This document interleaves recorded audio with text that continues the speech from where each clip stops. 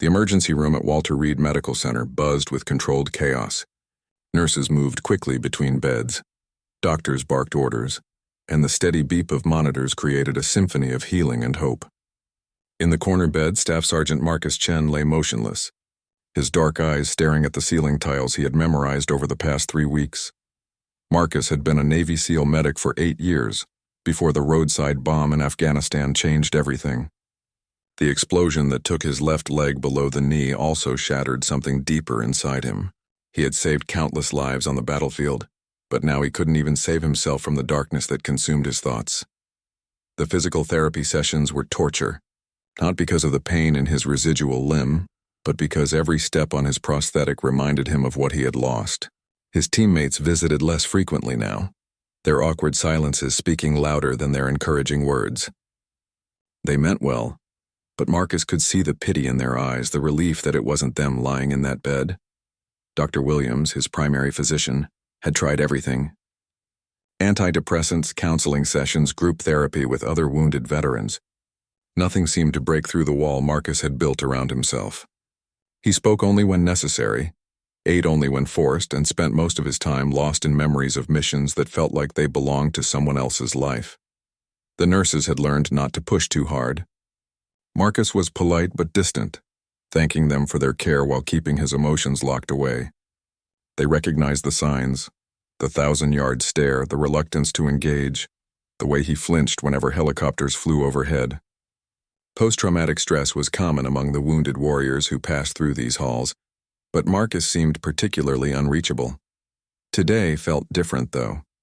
There was a new energy in the hospital, whispers among the staff about a special visitor. Marcus didn't care much about visitors anymore. Politicians, celebrities, and charity organizations came and went, offering handshakes and photo opportunities that felt hollow to him. He had learned to smile and nod when required, but his heart remained untouched by their well-meaning gestures. As the afternoon sun streamed through the windows, casting long shadows across the polished floors, Marcus noticed increased activity in the hallway. Security personnel positioned themselves at strategic points, and the hospital administrators wore their best uniforms. Someone important was coming, but Marcus closed his eyes and tried to block out the commotion. The sound of measured footsteps approached his bed. Marcus kept his eyes closed, hoping whoever it was would move on to the next patient. He had become skilled at pretending to sleep when he wanted to avoid conversation. But these footsteps stopped right beside his bed, and he could feel someone's presence standing there quietly. After a few moments of silence, curiosity got the better of him. Marcus opened his eyes slowly and found himself looking at a woman in military dress uniform. She wasn't looking at him, though. Her attention was focused on his chart at the foot of the bed. Her posture was straight and confident, her bearing unmistakably military. She appeared to be in her early 30s, with auburn hair pulled back in a regulation bun and sharp green eyes that seemed to take in everything at once. There was something familiar about her presence, a quality that reminded Marcus of the competent officers he had served with in the field. But this was a hospital, not a battlefield, and he couldn't understand why she was there. The woman's uniform was immaculate, her ribbons and badges arranged with precision. Marcus found himself studying the details without really meaning to. It was an old habit from his military training. Always assess, always observe, always be ready. But as his eyes traveled across her uniform, something made him pause. There, among the standard ribbons and badges, was something that made his breath catch in his throat, a small emblem that most people would overlook. But to Marcus it represented everything he had lost and everything he thought he would never find again. His heart began to race as the implications of what he was seeing slowly sank in. The woman must have sensed his attention, because she looked up from the chart and met his eyes directly. Her gaze was steady and knowing, as if she understood exactly what he had just noticed. For the first time in months, Marcus felt something other than emptiness. It was just a spark, barely perceptible, but it was there. She didn't speak immediately, and neither did he. They simply looked at each other across the space between the living and the lost, between hope and despair. In that moment, Marcus realized that his carefully constructed walls might not be as impenetrable as he had believed. This stranger with the familiar emblem had somehow reached him in a way that no one else had managed to do.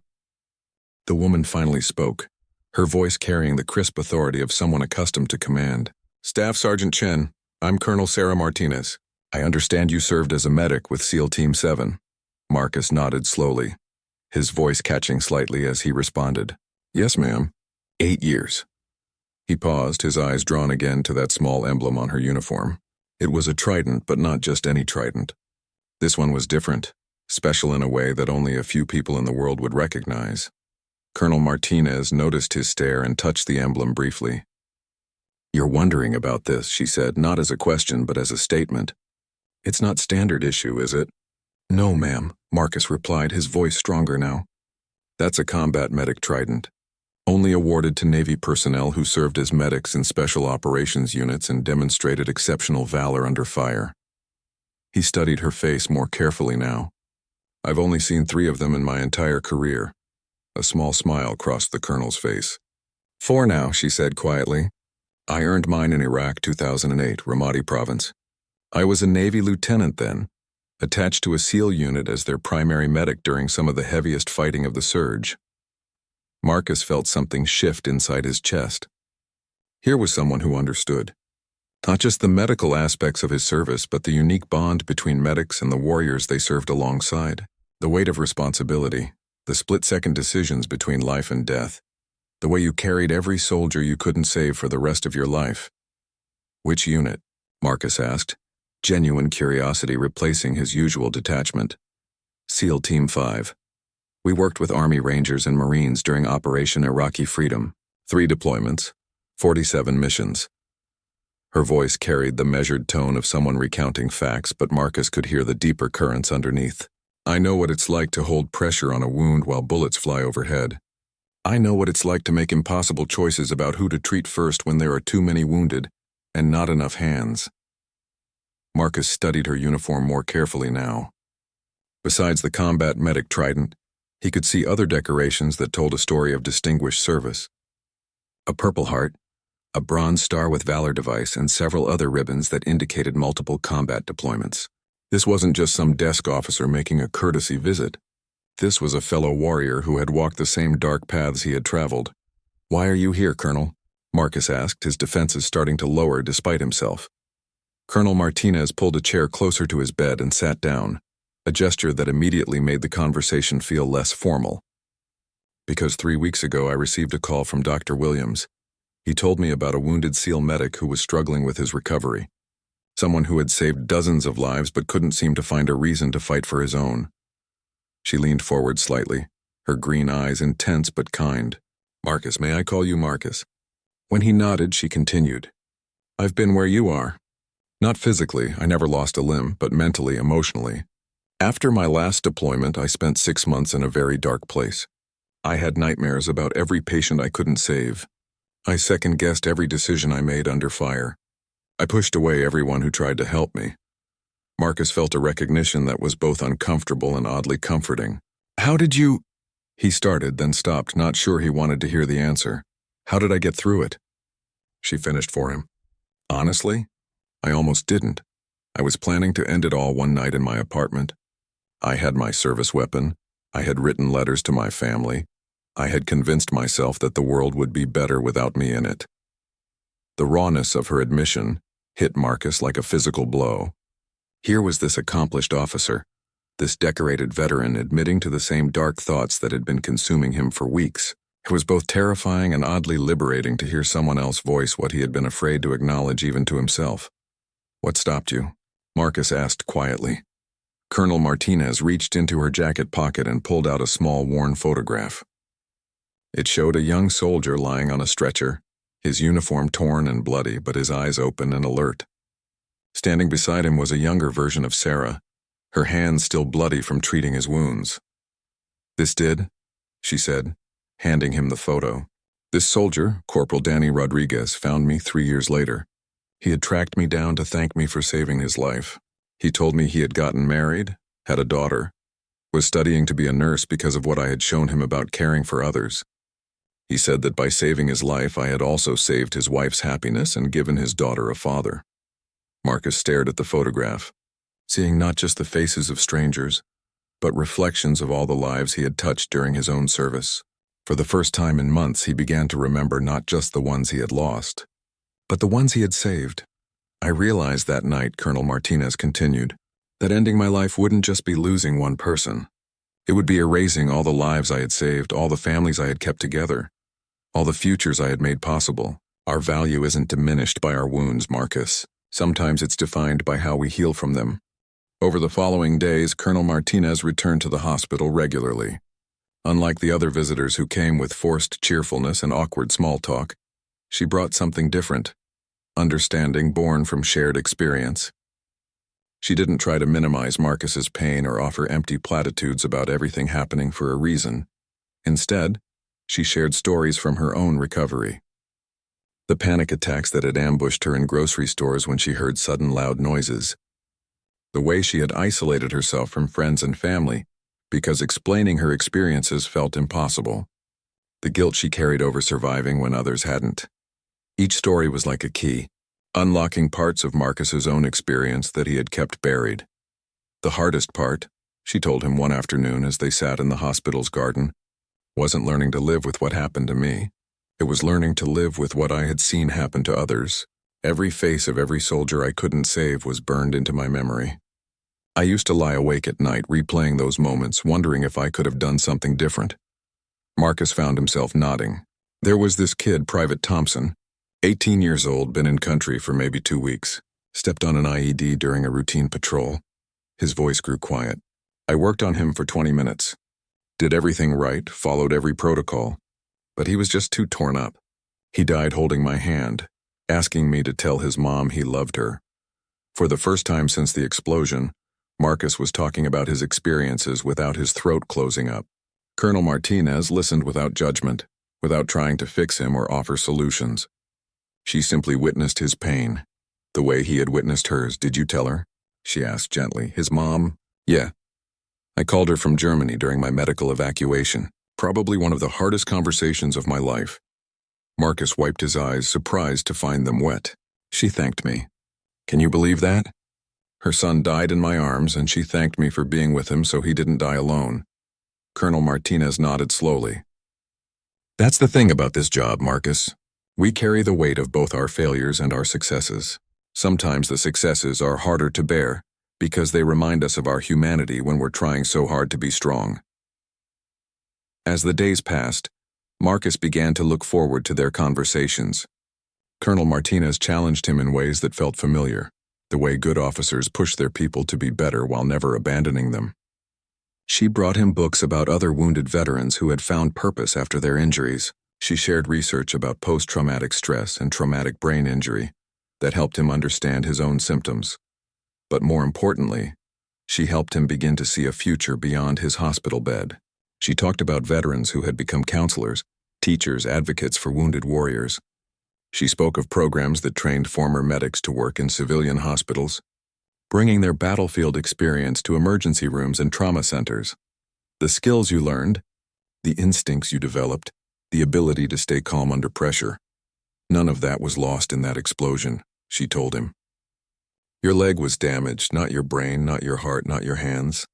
You can still save lives, Marcus, maybe just in a different way than before. One evening, as visiting hours were ending, Colonel Martinez made an unexpected announcement. I want to show you something tomorrow. Dr. Williams has agreed to let you leave the hospital for a few hours if you're willing. Marcus felt a flutter of anxiety. He hadn't been outside the hospital grounds since his arrival. The thought of facing the world beyond these walls, of seeing people going about their normal lives while he struggled to find his own footing, was terrifying. Where would we go? He asked. There's a place I want you to see, a program I've been involved with for the past 2 years. Veterans helping veterans, medics training medics. I think you might find it interesting. That night, Marcus lay awake longer than usual, but for the first time in weeks, it wasn't because of nightmares or phantom pain. Instead, he found himself curious about what Colonel Martinez wanted to show him. She had sparked something in him that had been dormant since the explosion, a sense of possibility. The next morning, she arrived with a wheelchair and civilian clothes she had somehow acquired in his size. Getting dressed in regular clothes felt strange after weeks in hospital gowns, but it also felt like a small step toward normalcy. As they left the hospital, Marcus was struck by how bright the outside world seemed. Colors appeared more vivid, sounds more distinct. He realized how much the sterile environment of the hospital had muted his senses. The autumn air was crisp and clean, carrying the smell of fallen leaves and the promise of change. During the drive, Colonel Martinez told him more about their destination. It's called the Warrior Recovery Center. We work with recently wounded veterans, helping them transition back to civilian life or continue their military careers in new capacities. The focus is on finding purpose and meaning after trauma, not just healing from it. Marcus watched the familiar Virginia countryside pass by through the car window. This was the same landscape he had known before his deployment, but he was seeing it through different eyes now, eyes that had witnessed the worst of human conflict, but were slowly beginning to remember the beauty that made life worth protecting. "Why are you doing this for me?" Marcus asked suddenly. "You don't know me. You have your own career, your own responsibilities. Why invest this much time in one wounded soldier?" Colonel Martinez was quiet for a moment before answering. "Because someone did it for me once, and because I learned that healing isn't just about getting better. It's about using your recovery to help others find their way out of the darkness. You saved lives on the battlefield, Marcus. Now maybe it's time to learn how to save them in peacetime, too." The Warrior Recovery Center sat on 20 acres of rolling hills about an hour outside Washington, D.C. As their car pulled through the gates, Marcus saw buildings that looked more like a college campus than a medical facility. Veterans in various stages of recovery moved between buildings, some on crutches, others in wheelchairs, many showing no visible signs of their wounds but carrying the invisible scars that Marcus had come to recognize. "Welcome to what I like to call the graduate school of getting your life back," Colonel Martinez said as she parked near the main building. "Everyone here has been where you are now. The question isn't whether you can recover, it's what you want to do with your recovery." As they entered the main building, Marcus was struck by the energy of the place. Unlike the quiet, sterile atmosphere of the hospital, this place hummed with activity and purpose. Veterans were engaged in various activities, some in classrooms, others in workshops, still others in what appeared to be counseling sessions or support groups.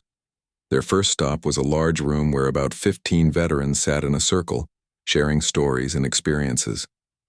Colonel Martinez motioned for Marcus to sit in an observation area where they could listen without participating. "This is our peer support group," she whispered. "No doctors, no therapists. Just veterans talking to veterans about the real challenges of transitioning back to civilian life."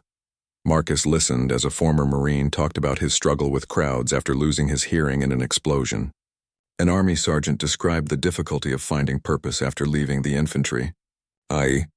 Navy petty officer shared her experience of dealing with family members who couldn't understand why she couldn't just get over her experiences. What struck Marcus most was the honesty of the conversations. These weren't the sanitized discussions he had experienced in his own counseling sessions. These were raw, real conversations between people who understood each other's experiences without explanation or judgment. After the session, Colonel Martinez introduced Marcus to several of the veterans. Among them was Michael Santos, a former Army medic who had lost both legs to an IED in Afghanistan. Marcus served as a SEAL medic, Colonel Martinez explained. He's still in the early stages of his recovery. Michael's face lit up with understanding. "Brother, let me tell you something," he said, propelling his wheelchair closer. "I thought my life was over when I woke up in Germany without my legs. Spent 6 months feeling sorry for myself, pushing away everyone who tried to help." He gestured around the room. "But look at this place. Look at what we've built here. I'm now the lead instructor for our emergency medical training program. I teach combat medics transitioning to civilian careers how to use their skills in hospital emergency rooms. Last month, 3 of my students got jobs at major trauma centers." Marcus felt a spark of interest despite himself. "What kind of training?" "Everything," Michael replied enthusiastically. "Advanced trauma life support, civilian emergency protocols, working with non-military medical teams. The skills you learned in combat are incredibly valuable in civilian medicine, but they need to be adapted to different environments and regulations." Colonel Martinez led Marcus to the next building, where they observed a simulation exercise. Veterans were working through various emergency scenarios, mass casualty events, natural disasters, civilian trauma situations. What impressed Marcus was how the military veterans brought a level of calm, competence to chaotic situations that clearly impressed their civilian instructors. The Medical field is desperate for people with your background, Colonel Martinez explained as they watched. Emergency departments, trauma centers, disaster response teams, emergency medical services, they all value the kind of training and experience you received in the military. The challenge is helping veterans see how their skills translate and giving them the additional training they need to bridge the gap. In another building, they visited classrooms where veterans were studying everything from nursing to emergency management to counselor training. Marcus met a former Navy corpsman who was completing his nursing degree with plans to work in a pediatric intensive care unit. Working with kids isn't the same as treating wounded soldiers, the corpsman explained, but the fundamental skills are the same. Staying calm under pressure, making quick decisions, working as part of a team to save lives. The environment is different, but the mission is essentially the same. As the day progressed, Marcus found himself engaged in conversations about career possibilities he had never considered. The program offered everything from college scholarships to professional certifications to apprenticeships with civilian medical facilities. More importantly, it offered a sense of community and purpose that had been missing from his life since his injury. During lunch, Marcus sat with a group of medical veterans at various stages of their recovery and career transitions. They shared stories about their military service, their injuries, and their hopes for the future. For the first time since his own injury, Marcus felt like he was among people who truly understood his experience. The hardest part, said Jennifer Walsh, a former Air Force medic who was now working as a flight nurse with a civilian air medical service, was letting go of the idea that my old life was the only life worth living. I spent months mourning the career I lost instead of embracing the career I could have. What changed your mind? Marcus asked. Jennifer smiled. I realized that the reason I became a medic in the first place, wanting to help people, wanting to save lives, hadn't changed. The uniform was different, the patients were different, but the core mission was the same. And in some ways, civilian medicine gave me opportunities to help people that I never had in the military. As the afternoon drew to a close, Colonel Martinez and Marcus sat in a quiet corner of the facility's library. Around them, veterans studied textbooks, worked on computers, and collaborated on projects. The atmosphere was one of focused determination and mutual support. What do you think? Colonel Martinez asked. Marcus was quiet for a long moment, processing everything he had seen and heard. I think, he said finally, that maybe there's more to life after the military than I realized. These people, they found ways to keep serving, keep making a difference. They're still medics, still saving lives, just in different ways. Colonel Martinez nodded. The question is, what kind of difference do you want to make, Marcus? What kind of life do you want to build from here? For the first time in months, Marcus began to believe that the answer to that question might actually matter. The weeks following Marcus's visit to the Warrior Recovery Center marked a turning point in his rehabilitation. For the first time since his injury, he began participating actively in his physical therapy sessions. The exercises that had once felt pointless now had meaning. Each step on his prosthetic leg was progress toward a future he was beginning to envision. Dr. Williams noticed the change immediately. Whatever Colonel Martinez said to you, it's working, he observed during one of their regular check-ins. Your attitude, your engagement, even your physical progress has accelerated dramatically.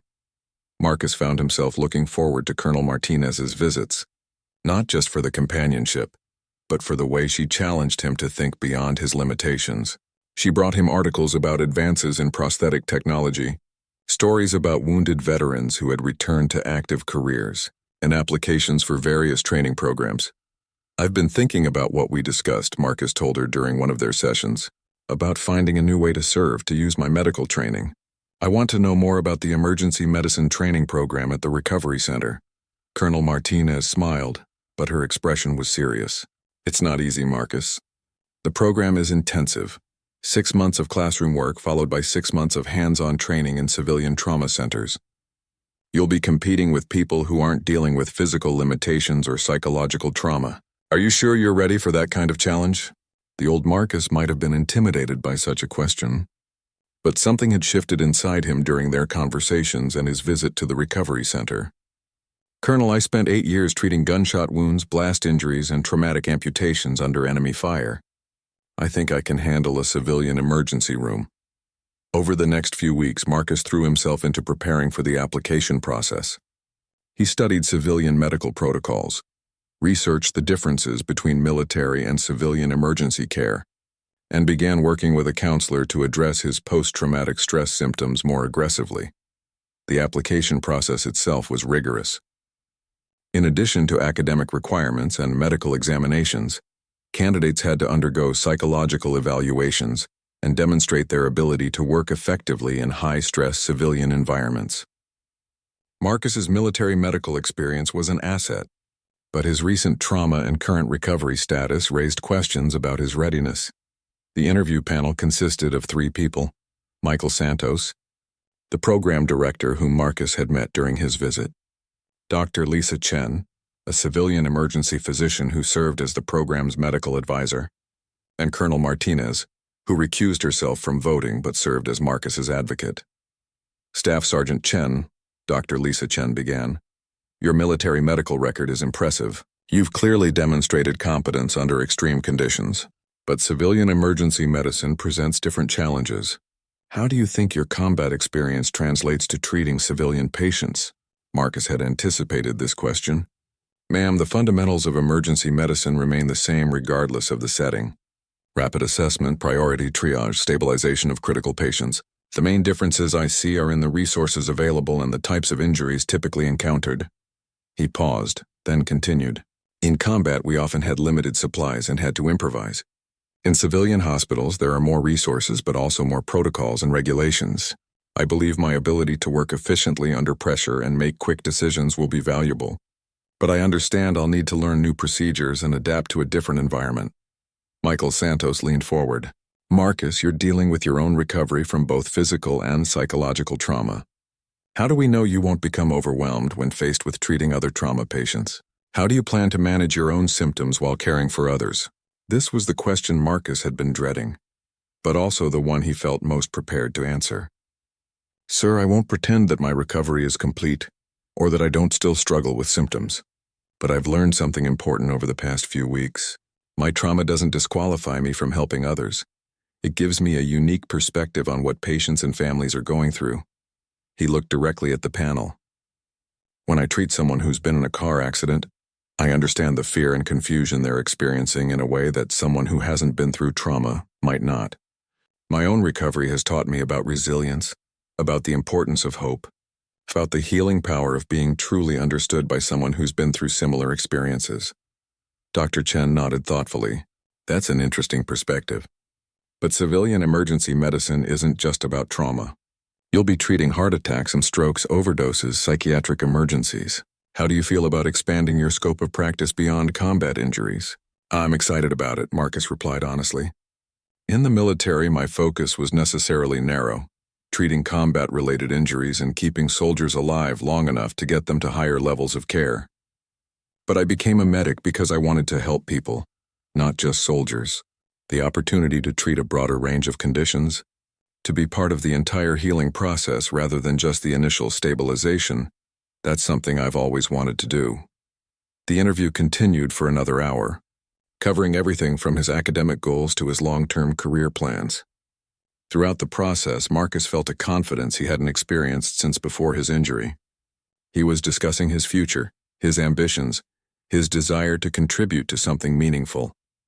A week later, Colonel Martinez arrived at the hospital with an envelope. Marcus's hands shook slightly as he opened it, aware that the contents would determine the direction of his recovery and his future. "Congratulations," the letter began. "You have been accepted into the Veteran Medical Transition Program, contingent upon successful completion of your current rehabilitation and medical clearance from your attending physician." Marcus read the letter twice before the reality sank in.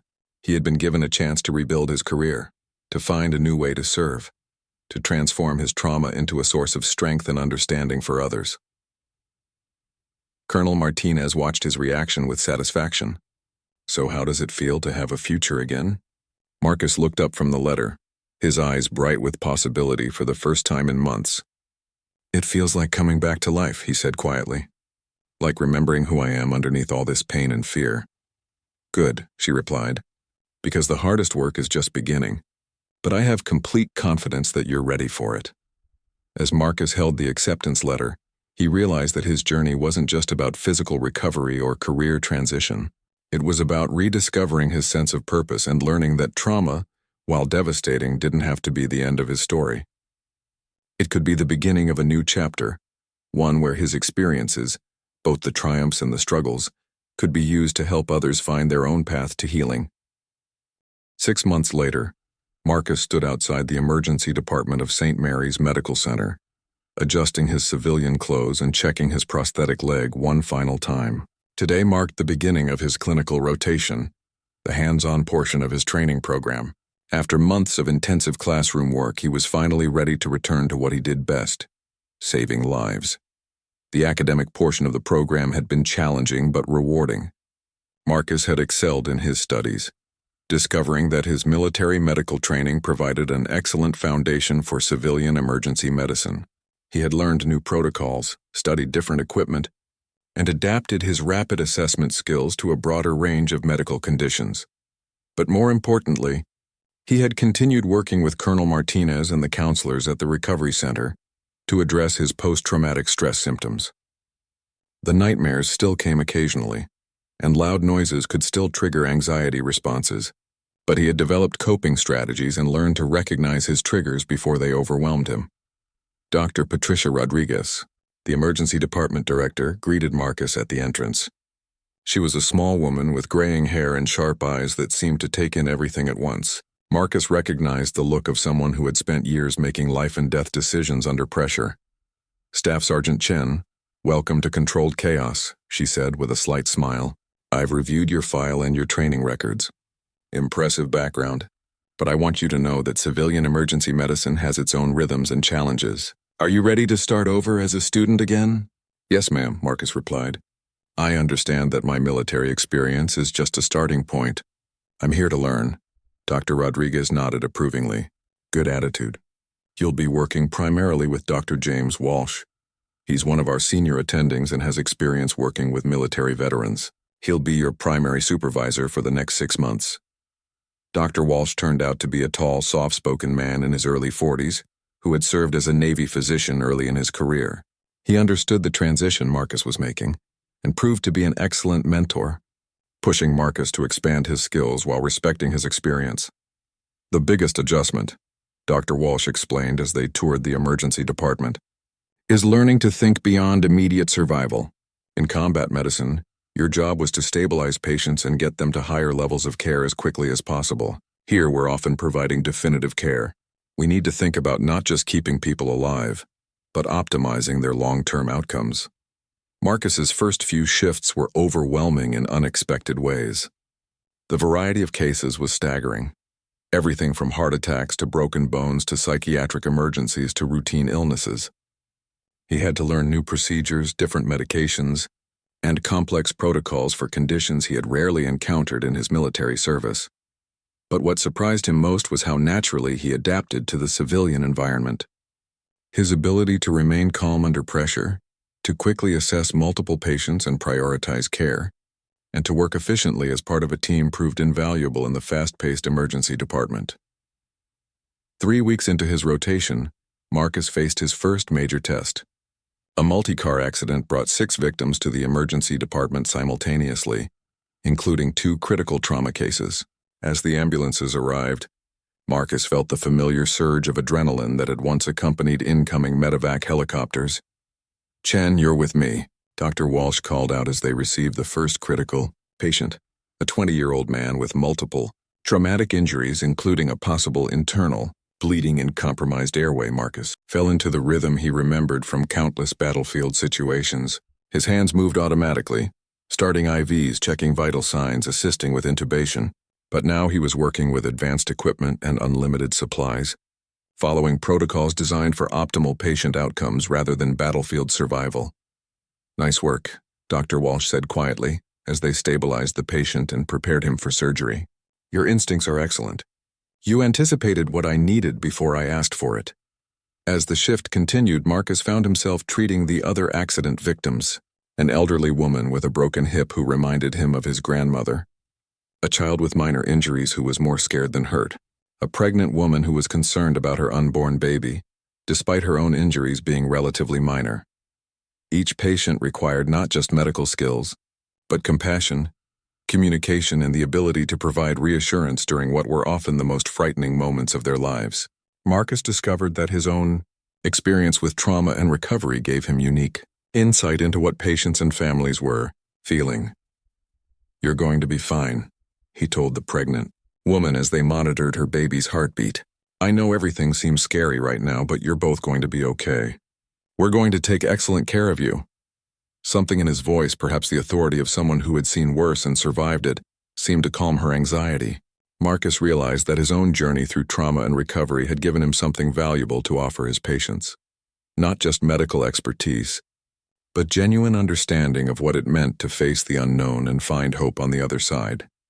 During his break that night, Marcus called Colonel Martinez to update her on his progress. She had continued to mentor him throughout his training, checking in regularly and offering guidance when he faced challenges. "How did it feel?" she asked after he described the multi-car accident response. "Like coming home," Marcus replied honestly. "But different too. Better in some ways. In combat, we were always working against time and limited resources, trying to keep people alive just long enough to get them to safety. Here I can actually be part of the complete healing process. I can see patients get better, go home to their families, return to their lives. And how are you handling the stress? Any flashbacks or anxiety attacks?" Marcus considered the question carefully. "There were a few moments when the sounds and chaos reminded me of combat situations. But instead of being overwhelmed by it, I felt prepared. Like all those difficult experiences had trained me for this moment. The trauma isn't gone, but it's become a source of strength rather than weakness." Over the following weeks, Marcus continued to grow into his role in the emergency department. He learned to handle psychiatric emergencies with patience and compassion, drawing on his own experience with mental health struggles. He became skilled at treating overdoses and addiction-related emergencies, understanding the desperation that drove people to dangerous choices. His colleagues began to seek out his perspective on difficult cases, particularly those involving trauma or patients who were struggling with fear and anxiety. Marcus had developed an ability to connect with people who were facing their darkest moments, offering them hope based on his own journey from despair to recovery. One evening, a young soldier was brought in after a motorcycle accident. As Marcus worked to treat his injuries, he noticed the man's military tattoos and the way he flinched at sudden sounds. Signs Marcus recognized from his own experience. "Army?" Marcus asked quietly as he bandaged a deep laceration on the soldier's arm. "Marines," the young man replied through gritted teeth. "Just got back from my second deployment 3 months ago." Marcus nodded, understanding. "I was Navy SEAL medic. Been there, brother." He continued working, his hands steady and sure. "This injury looks worse than it is. You're going to be fine. Full recovery expected." "How do you know?" the Marine asked, his voice carrying an edge of the hopelessness that Marcus remembered all too well. Marcus paused in his work and met the young man's eyes directly. "Because I've been where you are. Different circumstances, but the same fears, the same feeling that everything familiar has been taken away. And I learned something important. Being wounded doesn't mean being broken.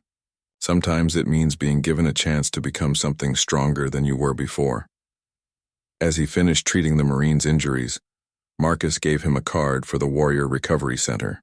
"When you're ready," he said simply, "there are people there who understand. People who found ways to build good lives after bad things happened to them."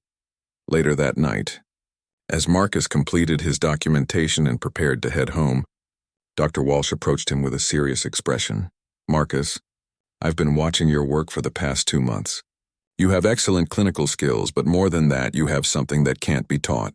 You have the ability to give people hope when they're facing their worst moments. That's a rare gift." He paused, then continued. "I wanted to let you know that we've discussed your performance at our department meeting. When you complete your training program, we'd like to offer you a permanent position here, full-time emergency medicine physician assistant, with opportunities for additional training and specialization." Marcus felt a surge of emotions: pride, gratitude, excitement about the future. 6 months ago, he had been lying in a hospital bed convinced that his life was effectively over. Now he was being offered the chance to build a new career, doing work that felt meaningful and important. "I'm honored by the offer, Dr. Walsh. I'd like to accept." As Marcus drove home that night, He reflected on the journey that had brought him to this moment. The road from wounded warrior here to healer had been difficult, marked by setbacks and struggles that had tested every aspect of his resilience. But it had also been a journey of discovery, learning that his experiences, both tragic and triumphant, could be transformed into sources of strength and compassion for others. 2 years later, Marcus stood before a group of newly wounded veterans at the Warrior Recovery Center, wearing his civilian medical uniform with the same pride he had once worn his military dress blues. His prosthetic leg no longer felt like a burden, but rather a testament to resilience and adaptation. The room was filled with men and women at various stages of their recovery journeys, their faces reflecting the same mixture of pain, fear, and tentative hope that he remembered from his own darkest days.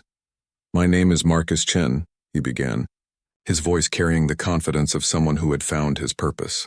3 years ago, I was lying in a hospital bed at Walter Reed, convinced that my life was over. I had lost my leg, my military career, and what I thought was my identity. I couldn't see any future worth fighting for. He gestured to Colonel Martinez, who sat in the back of the room, now a close friend and continued mentor. "Someone very special helped me understand that our wounds don't define our limitations, they define our opportunities to become something we never imagined we could be." Marcus had developed this presentation over the past year, speaking to groups of wounded veterans about his transition from military to civilian medical practice. But each time he told his story, he discovered new insights about his own journey and new ways to connect with others who were struggling with similar challenges. Today, I work as a physician assistant in one of the busiest emergency departments in the DC area. I treat everything from heart attacks to overdoses to trauma cases. But my most important patients are often the ones who remind me of where I came from. The scared, the wounded, the ones who think their story is over when it's really just beginning a new chapter. He paused, making eye contact with several audience members who seemed particularly skeptical or withdrawn.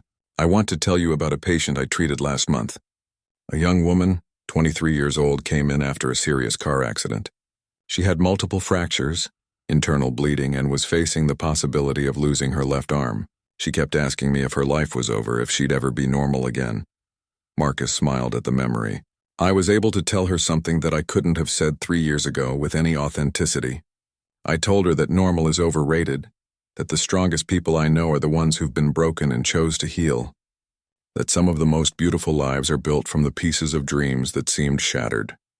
One of the veterans in the audience, a young woman with an obvious arm prosthetic, raised her hand. "How do you deal with the stares, the questions, the way people treat you differently when they see your disability?" "That's a great question, Sergeant," Marcus replied, noting her military bearing. "At first, I tried to hide my prosthetic, wore long pants even in summer, avoided situations where people might notice. But I learned something important from my patients. When they see me treating them competently despite my obvious disability, it gives them hope for their own recovery." He rolled up his pant leg slightly, revealing his prosthetic. "Now I see this as a credential, not a liability. It tells people that I understand what it's like to rebuild your life from scratch, that I know firsthand what recovery looks like. It makes me better at my job, not worse." Another veteran, a man with visible burn scars, spoke up. "What about the psychological stuff? The nightmares, the anxiety, the way your brain just won't let go of the bad memories?" Marcus nodded gravely. "Brother, I won't lie to you. That's been the hardest part of this whole journey. Physical therapy was tough, but mental health recovery has been a lifelong process. I still have bad days. I still sometimes wake up in a cold sweat thinking I'm back in Afghanistan." He leaned forward, his voice becoming more intimate. "But here's what I've learned. Those experiences, as painful as they are, have made me incredibly good at recognizing when my patients are struggling with trauma. I can spot the signs of PTSD, of depression, of someone who's thinking about giving up. And because I've been there, I can offer them something that textbooks can't teach. Real hope based on lived experience." After his presentation, Marcus spent time talking individually with several veterans. Each conversation reminded him of his own early days of recovery, the fear and uncertainty that had characterized those first months after his injury. But he also saw something in their eyes that gave him tremendous satisfaction, a spark of possibility that hadn't been there when he began speaking. As the session ended, Colonel Martinez approached him with her characteristic direct smile. "Another excellent presentation, Marcus. You have a gift for reaching people who've stopped listening to everyone else." "I had a good teacher," Marcus replied, gesturing toward her. "Someone who saw potential in me when I couldn't see it in myself." Colonel Martinez had been promoted to full colonel and now directed the entire Warrior Recovery Center program. She and Marcus had maintained their friendship and professional relationship, with Marcus serving as a part-time instructor in the medical transition program while maintaining his full-time position at the hospital. "Speaking of teaching," she said, "I have something to discuss with you. We've received funding for a new program, a partnership between the Recovery Center and several major medical schools. We want to train civilian medical students and residents to better understand and treat wounded veterans. We need someone to lead the program, someone who understands both military and civilian medicine." Marcus felt a familiar excitement at the prospect of a new challenge. Over the past 2 years, he had discovered that he thrived on using his experiences to help others, whether they were patients in the emergency department or veterans transitioning to civilian careers. What would that involve? He asked.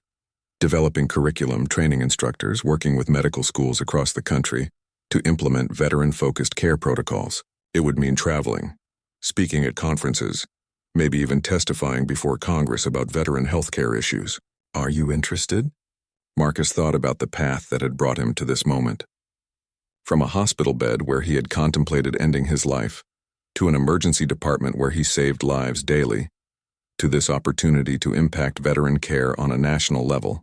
Each step had seemed impossible when viewed from the previous stage, but each had led naturally to the next. "Yes," he said without hesitation. "Absolutely yes." As they walked toward the parking lot, Marcus reflected on how completely his life had transformed. He had a fulfilling career, meaningful relationships, and a sense of purpose that extended far beyond his own recovery. Most importantly, he had learned to see his trauma not as something that had damaged him, but as something that had prepared him for work he couldn't have imagined doing before. His phone buzzed with a text message from Dr. Walsh at the hospital. "Great job on the trauma case this afternoon. The family specifically asked me to thank you for the way you helped them through the worst day of their lives." Marcus smiled as he read the message. This was what recovery looked like. Not the absence of scars, but the transformation of those scars into sources of strength and compassion. He had learned to see his wounded leg not as a limitation, but as a reminder of his resilience. His post-traumatic stress symptoms had become early warning systems that helped him recognize and assist others who were struggling. As he drove home that evening, Marcus thought about the young Marine he had treated in the emergency department 2 years earlier, the one to whom he had given a card for the Warrior Recovery Center. That Marine had recently completed the medical transition program and was now working as a paramedic, using his own experiences to help other wounded veterans find their path to recovery. The cycle continued, wounded warriors healing themselves by helping to heal others, finding purpose in their pain, building something beautiful from the broken pieces of their former lives. Marcus had become part of something larger than himself, a community of people who understood that sometimes the most meaningful victories come not from avoiding trauma, but from refusing to let trauma have the final word in writing your story.